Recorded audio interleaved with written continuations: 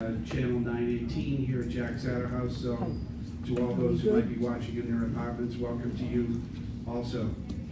You know, recently the United Nations and the World Health Organization declared a decade of healthy aging. And it's a program that Hebrew SeniorLife is very involved in. And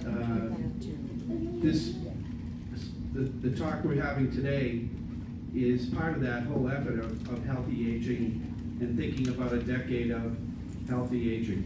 So I'm very pleased today to have Dr. Alvaro Pascual-Leone here.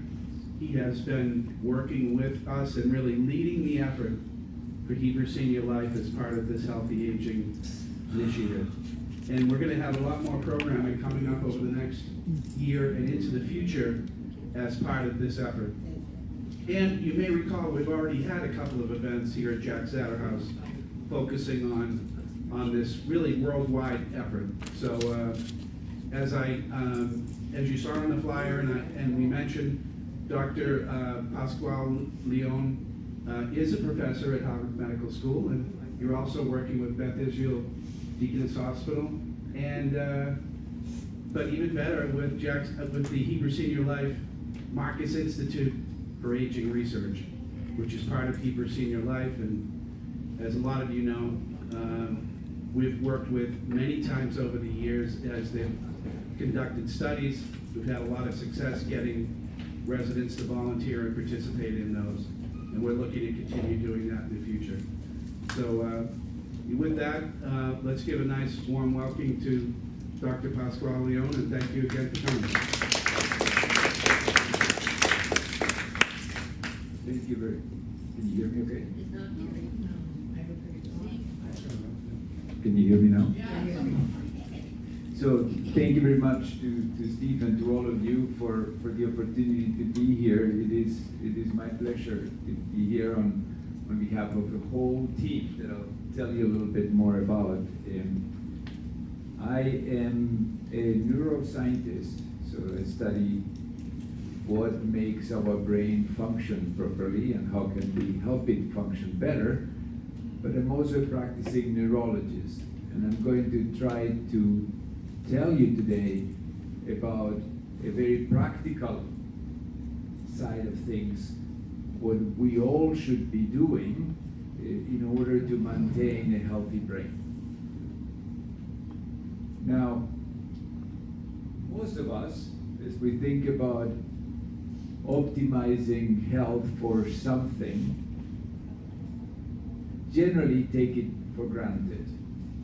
I know I have 2 kidneys. They seem to be working okay because I don't seem to be having any problems that anybody has told me has to do with the kidney. And we sort of go along that way for most of our life, assuming that things will be okay until they aren't. And when they aren't, then somebody at some point makes it the case that we need to attend to it. For some things, that is okay. We can fix things when they start not working properly. For some things, however, it's not okay. And we've all come to learn about that. We have made huge strides in the fight with cancer because we now do preventative medicine. We get checked ahead of time before cancer manifests itself. And when you do that, you detect it very early. And if you detect it, you can cure it.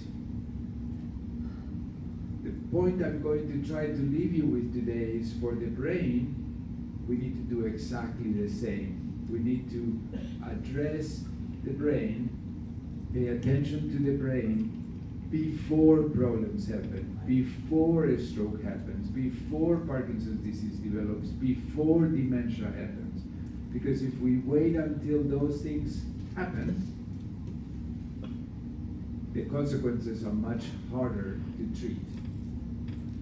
And yet, I hope to show you we can all do and should all do something to promote our brain health. That includes getting checked.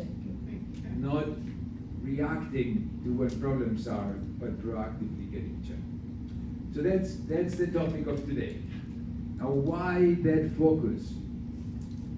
Well, because brain diseases right now are the #1 cause of disability, more than cancer and cardiovascular diseases together. They are the #1 cause of disability, even though they are arguably diseases of middle age that manifest as we get older. So it's not that aging causes these illnesses, it's that aging gives it a chance for the illness to present, to show up. They cause enormous amount of human suffering, both for the patient and their loved ones, and they cost ridiculous amount of money to our society. The situation is so dire that the World Health Organization has said unless we address brain health disabilities, that will be the biggest threat to human society. So, what can we do to address brain-related disability? But the first thing that we need to do is realize that aging is not the cause of disability. When I studied in medical school, they told me the brain, the body, all of us develop over some years. When you're 18, when you're 20, when you're 21, maybe 16, at some point you reach maturity, some earlier than others. So you've been developing, now you're at peak maturity. Then you will stay there, sort of flat, coast, for some period of time. But at some point, 55, 65, 75, at some point, you start declining. That plateau followed by decline is what I was taught. We now know that is not true. We know that biology doesn't work that way. That what actually happens is that overall function, particularly cognitive function, should maintain. Sure, there's some things you get worse at, but that gets compensated by other things you get better at. And the net sum of that is that you develop abilities you didn't have as you lose others that you had. And therefore, we now speak of maintainers. Normally, you should maintain function. But some of us, most of us don't. Most of us do decline as we get older.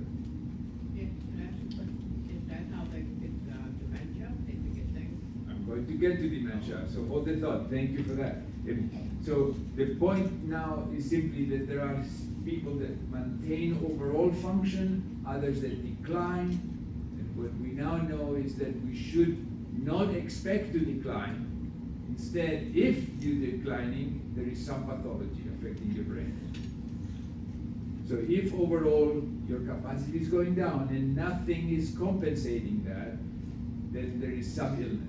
It could be dementia, but it could be any illness. You have anything to clear that up? We're talking about it. Okay.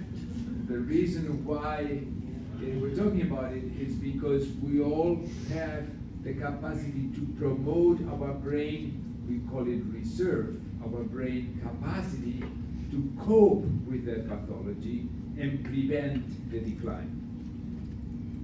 Let me give you one example to make it very concrete. All of you have heard about Alzheimer's disease.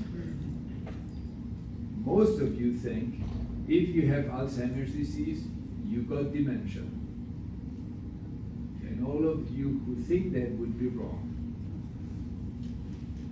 So it is true that dementia can be caused by Alzheimer's disease.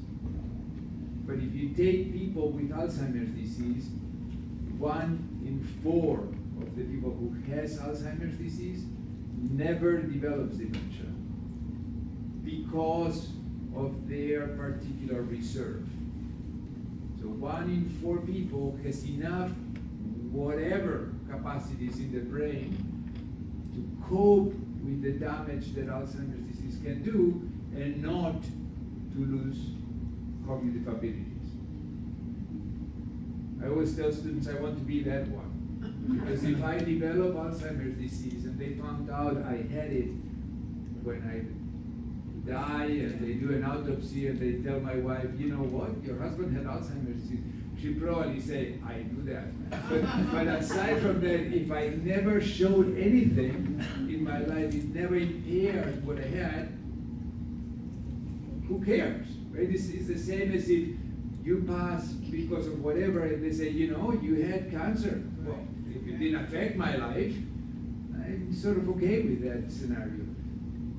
So 1 in 4 people with Alzheimer's disease doesn't develop dementia. And we all can do something to promote the individual reserve and minimize the risk. We cannot take it away, but we can reduce the risk of developing dementia and other illnesses. Maybe it helps prevent it. At the very least, it will help reduce the disability it causes. Is it genetic? And I say this because both sides of my family, my father, my aunt, my grandmother, they had dementia and then they had Alzheimer's. So is that a genetic thing? So the question is whether any of these illnesses are genetic. Some of these illnesses are genetic. In general, if somebody had Alzheimer's and then they had dementia, it's because that brain reserve failed and they developed dementia as part of, as a caused by the Alzheimer's disease. But most overwhelmingly, 95% of the cases of Alzheimer's disease are not genetic. It's just a very common illness. So we're talking about very, very common diseases. But as I say, we all can do something about it. We all can do something to strengthen our reserve. Chances are we all will have not one gene, but many genes and many exposures that can lead to pathology in our brain, in our bodies. As we get older, that can manifest itself. We're not going to necessarily be able to prevent that, but if we build up our reserve, we can do something, because then the impact of that pathology will be less. Am I making sense? So what does that look like? Well, it turns out that that's a lifelong effort. It turns out that there are factors that have to do with childhood, in light blue up there. And there are factors that have to do with middle age. And there are factors that apply later in life. So that's challenging because it means we all should be quite literally living differently and realizing that the downstream gain comes down the road. But some things we can do something about, some things we can't. You know, if you have an accident and fall down and sustain a brain injury, well, that's something that you can't really prevent. But you can do exercise, minimize frailty, and reduce the risk of falls. So it's a long list of things. There is many factors. It's difficult to do, but there is a potential benefit to all of us. If we attend to this, we have greater capacity to fight off the negative consequences of an illness that may affect the brain and reduce the disability that it can cause. Does it make sense? Yeah. I have developed hearing loss, and I realize that I can't remember things as well. Is that a sort of a Cause and effect? yeah? Is that an effect of hearing loss? So the question is about hearing loss and memory problems. So Yeah. we know that if one develops hearing loss, which many of us do because frankly we listen to music too loud and wear earplugs, not earplugs, headphones, and get even more exposure. So if you develop hearing loss, your risk of developing memory problems and dementia increases by about tenfold. Tenfold? Yeah. And if you get checked and get hearing aids and prevent the dysfunction that comes with the hearing loss, you take away that risk. Many of us get exposed to too much sunlight as we live and don't wear, good for you, but don't wear sunglasses, and there is aging of the parts of the eye and we develop cataracts. And with that, vision goes down. And if we allow that to go down, it increases the risk of dementia by about 7 to 8-fold. And again, diagnosing that and treating it appropriately and restoring vision can take away that increased risk. So the point I'm going to make at the end of this is there is a lot of things that oftentimes we don't think about, but that we can check for and we can help address, and that will have consequences, beneficial consequences for all of us. Let me give you one more example. As we walk, we generally do something else other than walking. I'm walking and talking right now. Now, you've all walked and talked with a friend, with some family member, and when it gets really complicated, when you're really deep in the discussion, and I need to think better what to say, what do you do with your walking? You stop. Why the heck? Why do you stop? Why do you stop? Since when do you need your mouth to be able to walk better? Now, the reason why we stop is because our brain is allocating resources, we call it, to talking and walking.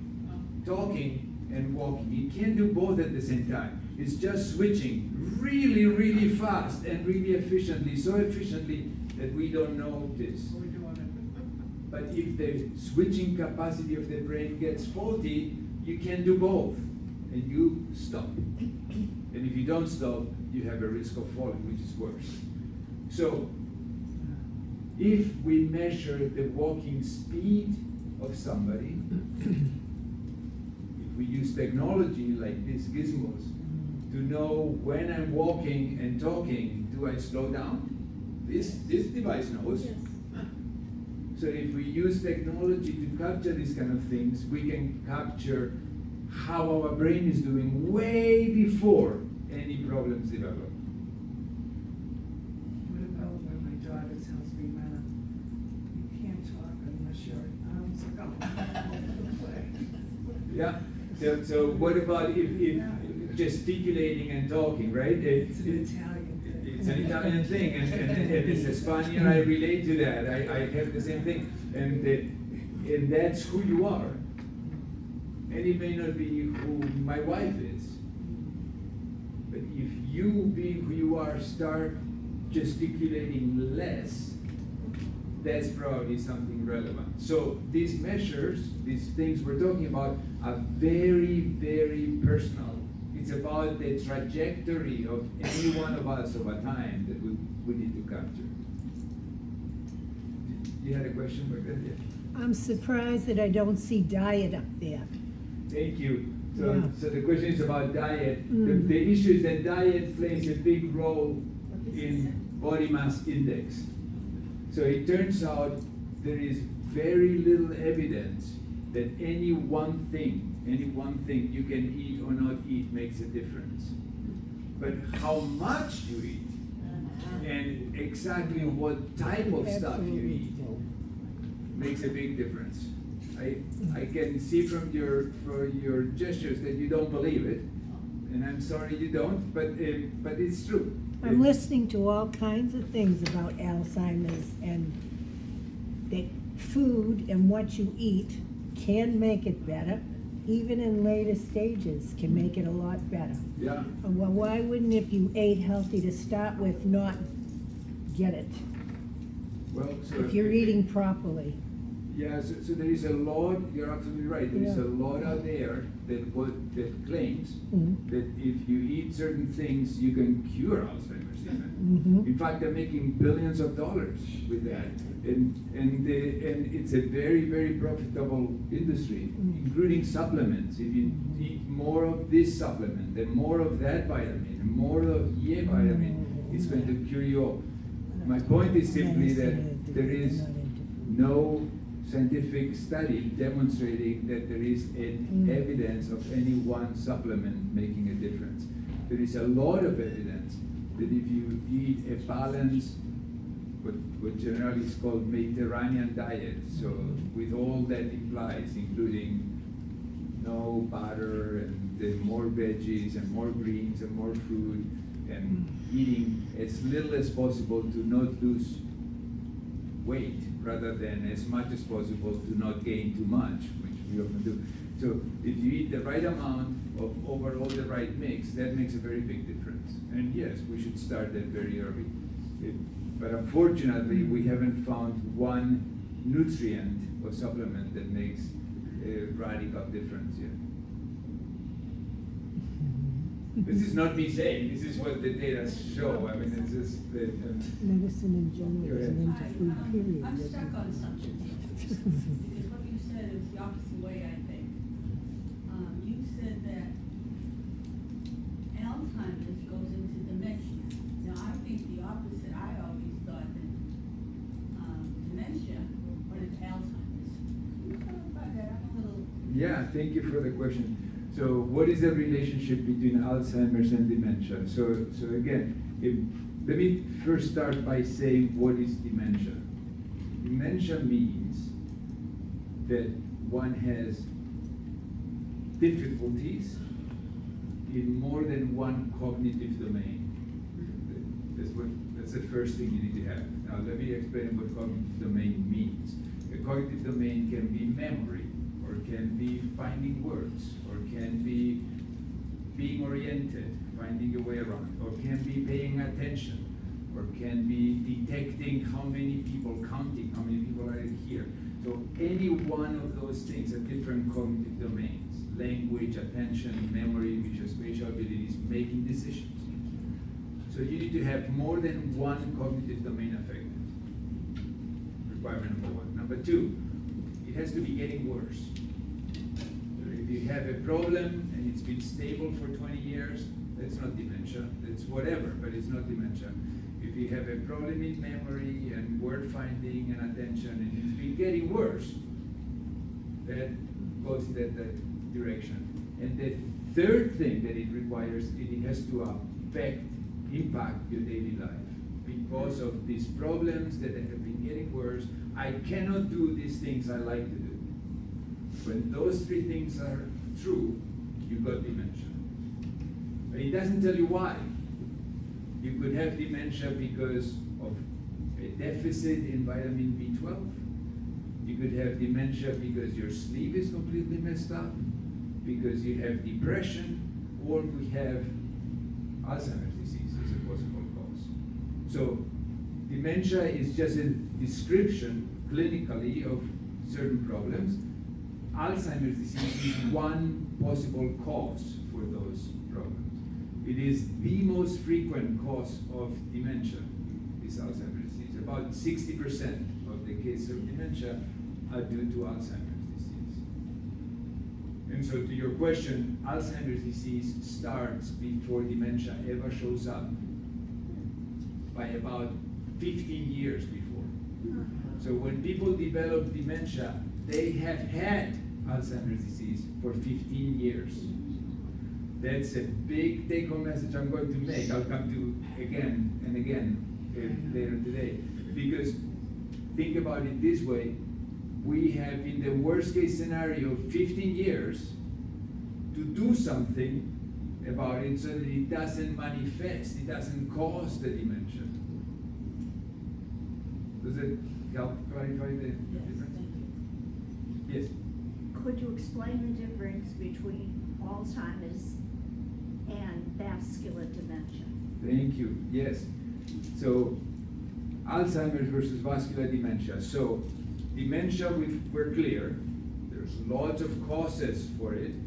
60% are due to Alzheimer's disease. About 20% are due to little strokes, many little strokes, causing what we call vascular dementia. The way I think about vascular dementia is the following. So I live in Wayland, Massachusetts, and I was in Wayland, Massachusetts this morning. I had to come from home to Jack's other house.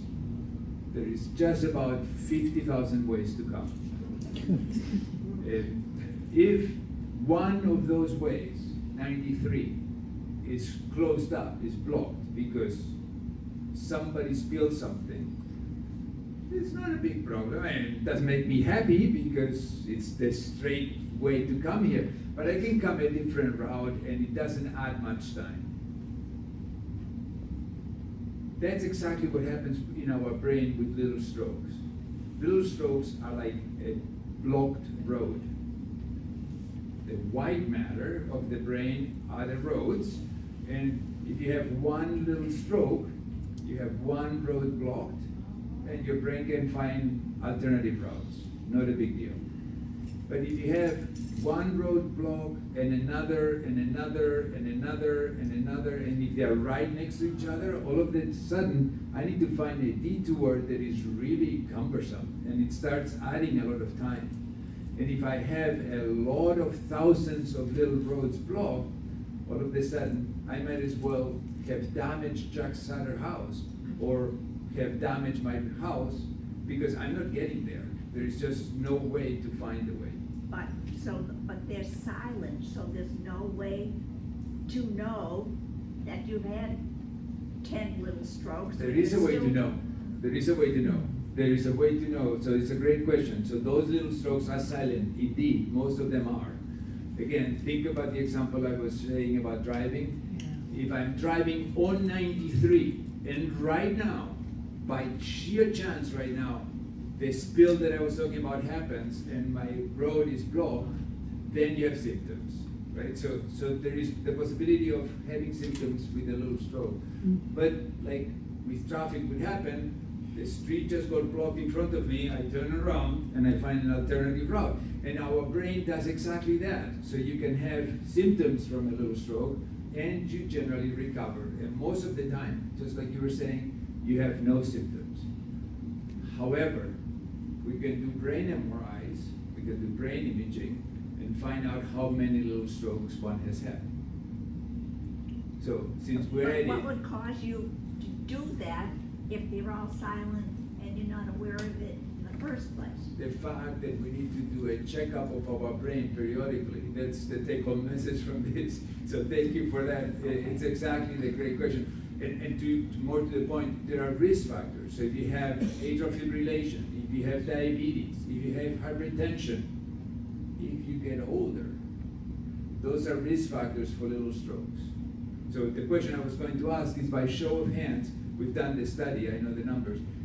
So if you take a few thousand people, we did 5,000 people, and you get MRIs on all of them, these are people between 40 and 65 years old, completely healthy, no complaints, no cognitive problems, nothing. How many of them have strokes? 4,000. 4,000, 50%, 98%. So in other words, we all got it. We all have some little strokes. Maybe Rachel doesn't. She's too young. But she'll get there. So the challenge is not so much, are you going to have them? The challenge is, how can I make sure to have as few as possible so that it doesn't mess up my traffic? Check up. That's your point exactly. And so the point I'm going to make is we shouldn't wait and react to the problems. We should be proactive and get a checkup to be able to get the right thing.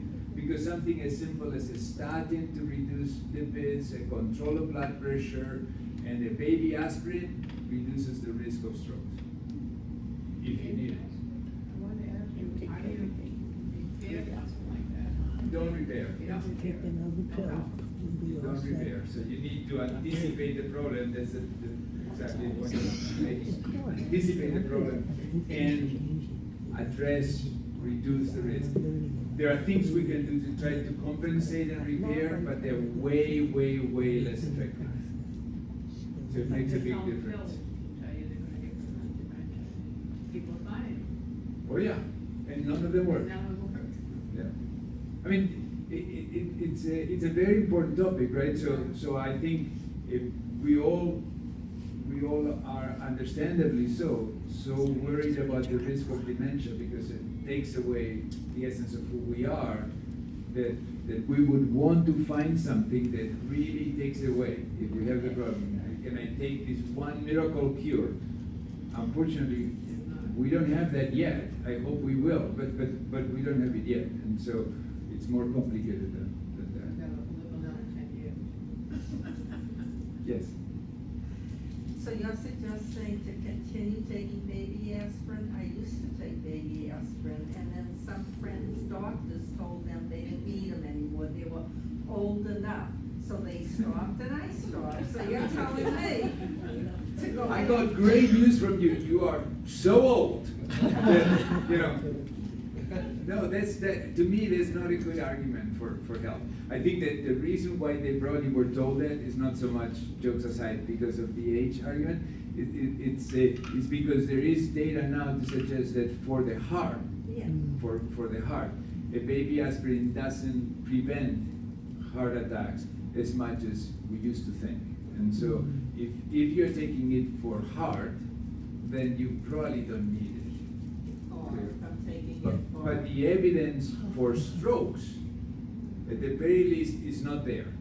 So what I mean is, we don't know yet that it doesn't make a difference. So But it wouldn't hurt. that's where I was going. If you ask me, I'm taking it. Thank you very much. Very good. Okay, thank you. So I think it's a good question, and I think it's worth being very clear. What do we know? What don't we know? And given what we don't know, what still makes sense to do? Right? I mean, this is the same thing as we were talking about the diet. It's like if there are things that won't have negative consequences and that might help, well, you may want to take them. That doesn't mean we have the evidence that it helps, but why not do it? Does that make sense? So it's a little bit different way of thinking about it. I have a friend of mine, a baby, for years, she got off and she got very sick. I'm sorry about that. Yeah, you never know. You had a question back then? Yeah, years ago, I heard that. But I was also told that if you take aspirin, you're more likely to have a stroke. So whatever the information was, whether it was wrong or right, I just never even started taking it. It's okay. It's not a guilt trip here. So it's okay. But if the evidence that aspirin can cause a stroke, there is none. So that probably was a misunderstanding. If you have certain types of strokes and you're on a lot of aspirin, not a baby aspirin, but more than that, then that stroke can develop into a bleed inside of the stroke, which can be risky. So there are some downsides to these things, but the baby aspirin evidence that causes stroke, no. Yeah.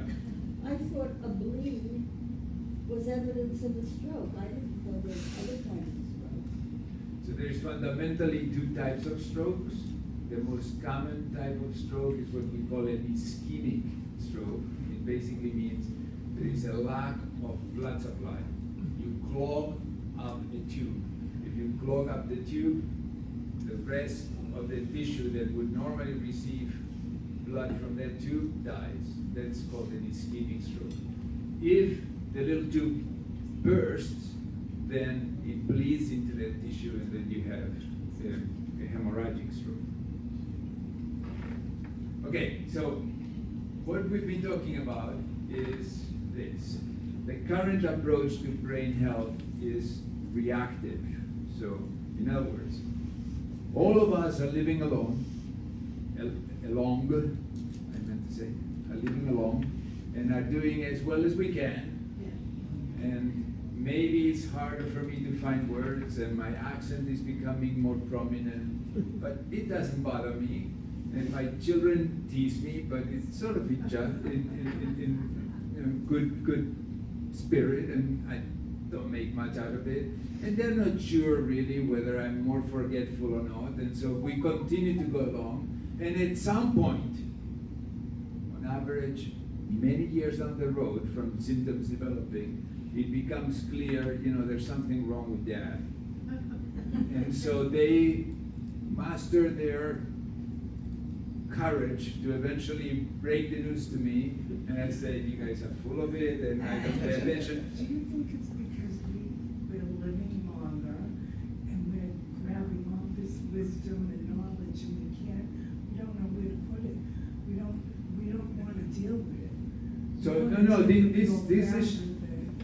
this has nothing to do with how long you live. This just simply has to do with the fact that it's hard to point to this thing and say these are symptoms of an illness. It's hard for any one of us, and so there is a gap of time, generally a big gap of time, between the illness developing, the symptoms showing up, and a gap of time between the symptoms showing up and a complaint being voiced. And then there is a gap of time between the complaint being voiced and being seen by a doctor for any one issue. And if you see your primary care physician for a brain-related issue, they'll say, I don't quite know what to do about it, and send you to a neurologist, and there's a gap of time between seeing your primary care and seeing your neurologist. And all this means that a lot of time is wasted. To give you a sense of how much time is wasted, this is actual data. There's about 10 years between illness beginning and complaint. 10 years. This is because of many things, among others, because of the myth that as we live older, you would expect Dad to forget things. So he's forgetful. Well, he's old. Because there is a stigma of illness, right? It's like, my dad has dementia. God, no, he didn't have dementia. He was great. So there is all kinds of issues, but the net result is that it takes 10 years to voice their complaint. And once you voice the complaint and call your primary care office in Boston, where we have physicians coming out of our ears, it takes about 3 to 6 months to actually be seen. That's on a good day. Boston has more neurologists than all of the United Kingdom. And the United Kingdom has more neurologists than all of Africa. And despite that, despite the fact that there are more of me than we all care to think about, me included, it takes right now 9 to 12 months between your primary care physician saying you need to see a neurologist and me being able to see you. So you sum all this up and you've wasted somewhere between 10 and 15 years between the illness beginning and the treatment beginning. And the problem with that is the cost of that. And the best way to think about the cost of that in my mind is that for every 1 year that you wait, you have lost around 10 billion neurons, brain cells. So if you wait on average, as it takes about 50 years, you have lost about 150 billion neurons. And since we have just about twice that many, you've lost half your brain neurons that you had left in the process of waiting for an evaluation. No wonder it's too late.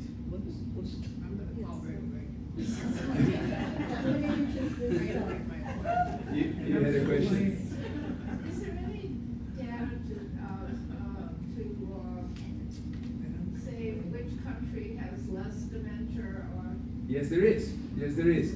Great question. In fact, fact, it connects with this next point. So other data to say which country has less dementia, or in general, which country does better with brain health.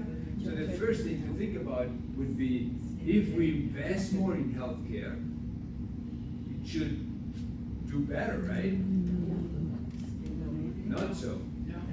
In fact, the more a country invests in healthcare, the more disability it creates.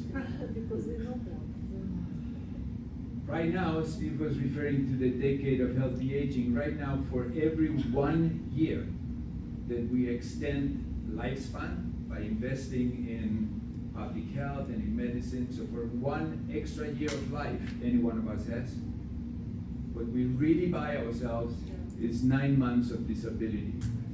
For every 12 months, 9 are disabled. That's not the aging life I want. So I want to have life added to whatever number of years I live, not to add more years to my life, but to add more life to my years. And that doesn't come with investment. It comes with a change in the way we approach things, which is the point that we're trying to make, right? We need to modify the way we approach it. It's not necessarily more costly, it's just applying the cost at different times. It's not particularly expensive to help somebody be physically active. It's way more expensive to spend 2 weeks in an intensive care unit and then 2 months in a rehab hospital and get a bunch of brain imaging studies done. So we need to change the mindset and realize that prevention makes a big difference.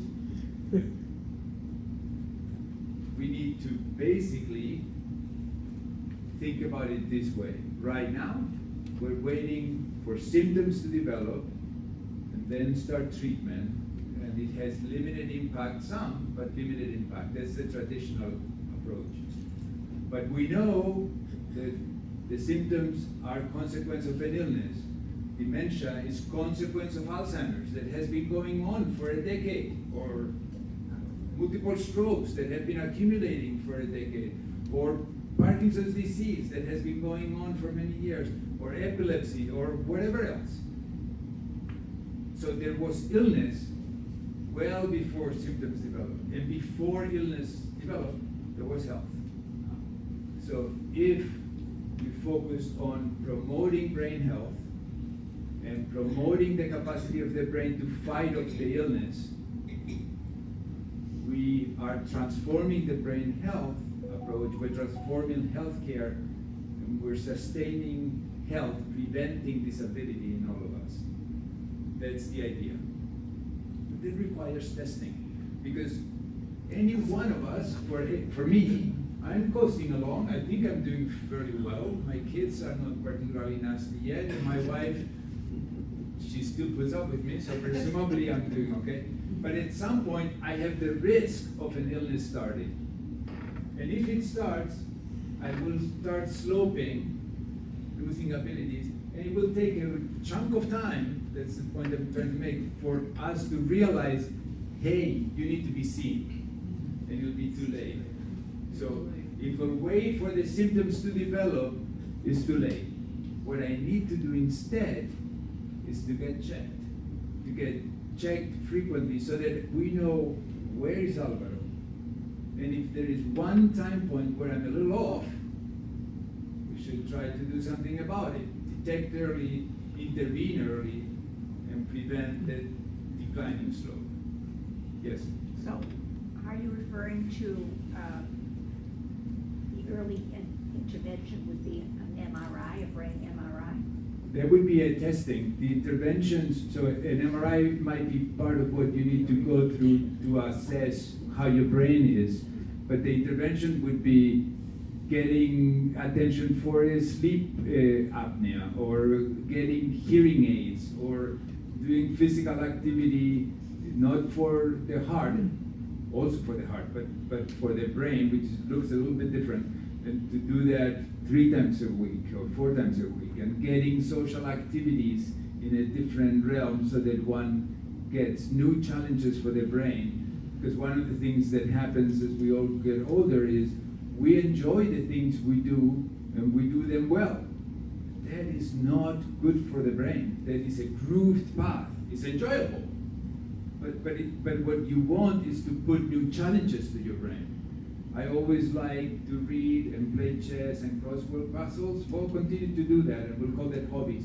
But if you don't know how to tango, learn to tango. Right? So those are the things that I'm calling early intervention. The MRI would be detection, would be an early detection approach. Well, the question, the follow-up to my question would be, from an insurance point of view, you have to have a reason. Yes. So that's why I was asking, if that were, which it isn't, as you just explained, but if that were the only thing you could do for early intervention, that's a whole different ballgame. Yeah, but it's a very good question. So it turns out, if you tell me, if I ask you, you make an appointment, and you come see me, or come see your primary care physician, and you say, I'm just concerned that my memory is lapsing. Well, that's a good enough reason for me to ask for a brain MRI and for it to be covered by insurance. So a lot of it is, how do we set things up, and what do we make the argument? If you instead of that, come and say, I just want to check up because I'm awesome, I feel great, but I'm just curious. But that won't be covered by insurance. So it depends a little bit on how you frame it. Yes. So, two questions. Go ahead. What happens if they find something in the brain, right? So what happens if you find something in the MRI? Great question. So let me pose the question this way, back to you, if I may. If I am going to have dementia in 10 years, for which, to give you numbers, I have a 35% chance. The 1 in 3. It's pretty good odds. I'll play the lottery every day with those odds, right? So if I'm going to have dementia in 10 years, I have Alzheimer's disease already. So if they find Alzheimer's, So let me, implants in the brain or something. I'm going there. I haven't forgotten the It question. gets you very anxious. Well, let me finish the thought. So that thought, if I'm going to have dementia, I have it already, could be great anxiety provoking.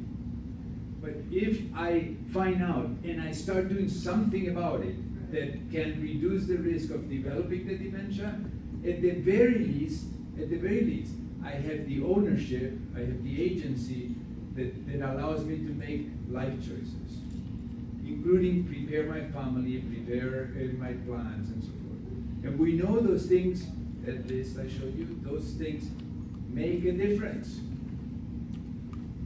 So I think it's empowering. I don't think it's anxiety provoking. I think it's an opportunity to actually take charge and do something about it when you can. That's aside from the fact that in the meantime, you were asking about that, but in the meantime, we do have medications that add value also on top of the lifestyle medications. So it's not all just modifying Also, lifestyle. you were talking about challenges. What kind of challenges can people, like, go back to school or something like that, or get their degree, or just do like a dancing or anything that challenges them? I mean, Yeah, it depends a lot on what one has done and who one is. There is a need to have appropriate guidance and coaching and advice. But the bottom line is, it's about challenging your brain to continue to learn to learn. So not about continue to get better at something already does, but actually challenging it to do something different. So to give you an idea, I grew up in Spain. I speak Spanish and I speak English. So I could say, well, I'm going to learn Chinese. Well, that's awesome, but that's not a new skill for my brain. I know Chinese is not the same as English, but learning languages as a construct is something that my brain has already been faced with. So those are the type of breakdowns that we do to try to guide people into what to focus on. That's why it's not a cookie cutter answer, right? It's not like, oh, all you need to all do is this. No, it depends on who you are. Yeah. But there are some things that we know are fairly consistent. So the single thing that is most important for any one of us is to keep a purpose in life. The purpose. We know that has to be something that transcends you. It's not about, I want to make more money. Why? Because I like having money. Well, that's great, but that's not a purpose in life. It has to be something that goes beyond me. I want to have a lot of money because there's a lot of poverty in the area I live, and I want to help that. That may be okay. So something that goes beyond you, that has a bigger purpose. It could be your children, it could be your grandchildren, it could be religious belief, it could be a million things. Spirituality at the end of the but exactly what it is for any one of us is different, but the value of maintaining a purpose, a reason to live, is super important. So there is some things we can identify that apply for all of us, but at the end of the day, they play out in a very individual way. So, yeah. What if your family notices things about you that you want to doesn't change you? So the question is, what if your family notices things that you've changed and you're not aware of? It's a great question, because part of what makes the brain healthy is the fact that we can realize, we can be aware of how we're functioning. One of the symptoms of an illness that affects the brain can be lack of awareness of the difficulties. We call it anosognosia. We have big names for everything. And anosognosia is a common symptom in the setting of dementia, for example. So our brain is impaired in being aware that memory is failing. If you think about it, it's sort of a blissful state. If I have an illness that impacts my memory and I don't realize it, I'm happy. Everybody that surrounds me is losing it, and so that's probably part of the reason why those symptoms are understood like that. And so if there are situations where loved ones notice a change in personality or a change in awareness, those are great examples of symptoms that should be reacted to. Yes, 2 more questions. What about autism? One of my sons, he's in his late 50s, and he's had autism. He was an autistic child. He did very well in life. But the other kids are talking about him not having the memory from here to there, but he does well anyhow. Yeah, so if one has, the question is about autism, and if one has a illness or a change in brain function that one has had the entire life, then in regards to what we're talking about, that's why I was saying it's an individual trajectory. We would expect that whatever this is for him, it's been whatever it is. He has autism, it may be different than mine, but it's his trajectory. If there is a deviation from that trajectory, that is what suggests a problem with sustaining brain health. So the argument I'm making is that in this terminology, brain health does not necessarily mean simply absence of disease. You can have a brain that functions as well as it can, even if there is an illness, or even if there is a developmental issue. Yeah. So, yes, the person who just spoke to you about forgetfulness and recognizing it. So, if I were to recognize that a friend of mine is forgetting things, or I'll say, you told me the other day, blah, blah, and they'll say, I did? I don't remember that. I don't want to do that, or whatever it is. how does one cope? You know, there's always an argument of one, you know, from one side or the other. How does one present to the other person to help them understand? It's very hard. It's a great question. What if you notice in a loved one problems and that they don't want to acknowledge them? How do you help them? And I think that the only thing we can do is take those things seriously and try to make the other person aware of the fact, look, maybe I'm wrong, maybe I'm not understanding, maybe I'm misinterpreting, but if I'm not wrong, if those problems are there, it's good that they detect it earlier. So don't just go with what I say. Let's set up things so that you can be evaluated and they can find out. Because the downside of not knowing, I would argue, is worse. But it's hard. It's hard, and it varies a lot by personalities, and it's difficult. I know we're coming to time, so I want to leave you with one image to clarify the way I think about it and the way we approach it. So we've talked about we need to switch from being reactive to being proactive, anticipate the problems. Some of you may know who this fellow is, maybe. I'll tell you the story. I was trying to explain what we're doing to my son, my youngest son. And my youngest son is a big Formula One aficionado. And so he said, so what you're talking about is the pit stop model. And I said, okay, I have no idea what you're talking about, so why don't you tell me what that means? So this guy is Juan Manuel Fangio, very, very famous Formula One driver from the 1950s. In 1957, he was pretty much at the end of his career, and he was driving a Maserati, and they were no longer the top racing car. It was Ferraris already and those things. And so he was driving this car, and did something that had never ever done before, because what had been done up to then is you would drive as fast as you can until your car breaks.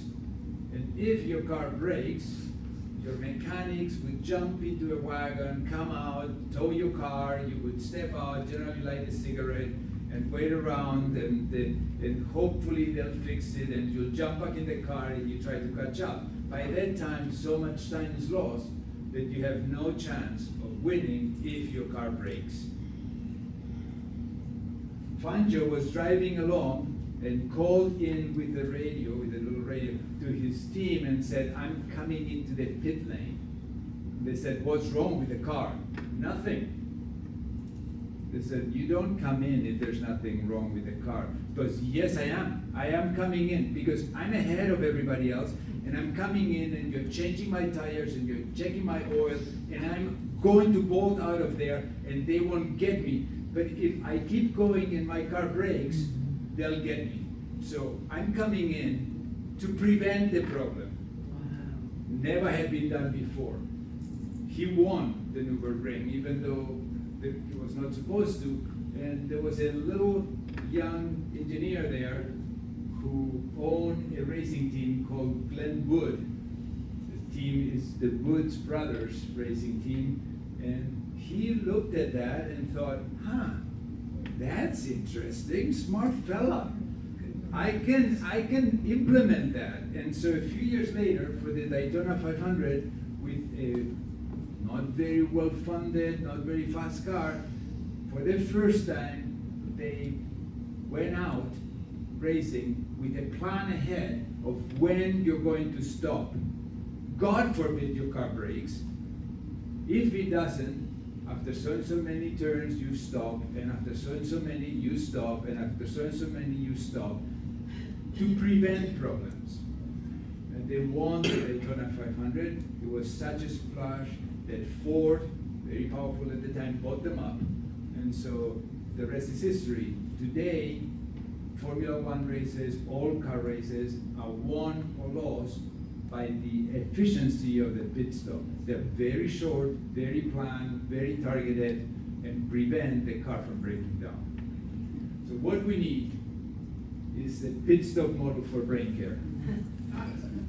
So basically, don't wait until your car breaks down. Let's learn from car racing to win the race for brain health. We need to all periodically get a checkup. If there is some problem detected, get an MRI if it's indicated, get some testing if it's indicated. Empower us and our families to be able to pay attention to the right thing and monitor over time to make sure things are going okay.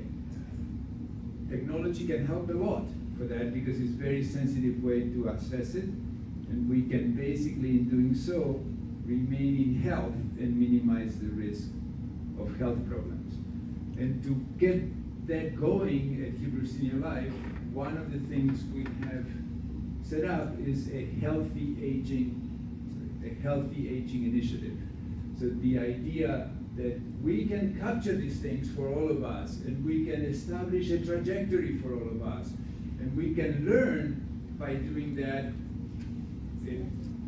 what are the markers that anticipate illness, that anticipate problems? What can we do about those markers? How quickly, how early can we detect it?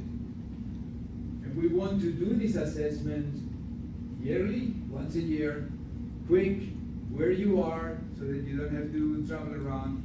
Here inside our house, detect if there is an issue. If there is, give you an information that tells you you're now empowered to make the right decisions. You may want to get an MRI or talk with your physician or change your diet or look at your sleep, whatever it is that we identify. So that study is now ongoing. You can all sign up, so can your families, and it's free of charge, obviously, to you, and you control who gets the report, whether you keep it to yourself, whether you give it to your family, or whether you share it with your physician. It's about you being empowered to take charge of your brain health, to establish a pit stop model of overall health. It's not just brain. And also there. Thank you. Yes. Just a quick question. Is there a correlation between brain health, healthy brain health, and poverty, family? Yeah, that's a great question. So is there a correlation between brain health and family upbringing and socioeconomic status? Mhm. Huge. So